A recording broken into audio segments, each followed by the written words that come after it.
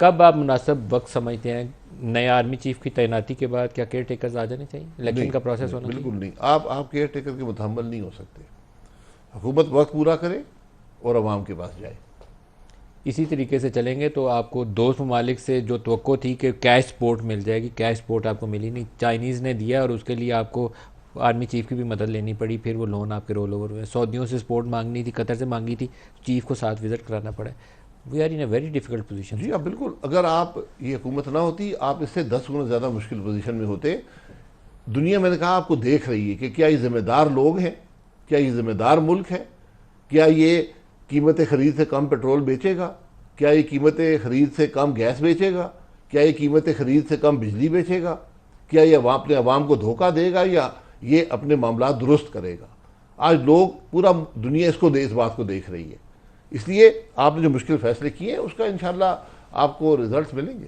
نکلیں گے کب اس بحران سے؟ کیونکہ اس وقت سیلابوں نے وہ ڈبل ایج روڈ کر دیا. ادھر سے بھی مار پڑ رہی تھی اکانومی اور مہنگائی سے، سیلابوں نے اور آ کے ڈبو دیا، سبزیاں بھی برباد ہو گئی ساری. بالکل یہ بات درست ہے.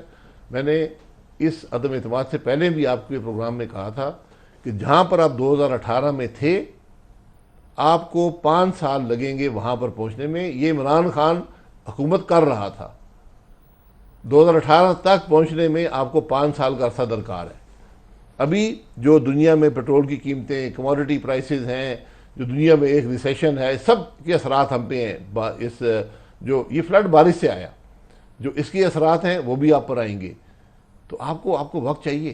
لیکن اگر آپ نے سمت ہی درست نہ کریں، آپ ایک راستے پہ چلنا ہی شروع نہ ہو، معجزات کا انتظار کریں تو پھر کام نہیں چلتا. ہم نے سمت درست کر دی ہے، چل پڑے ہیں.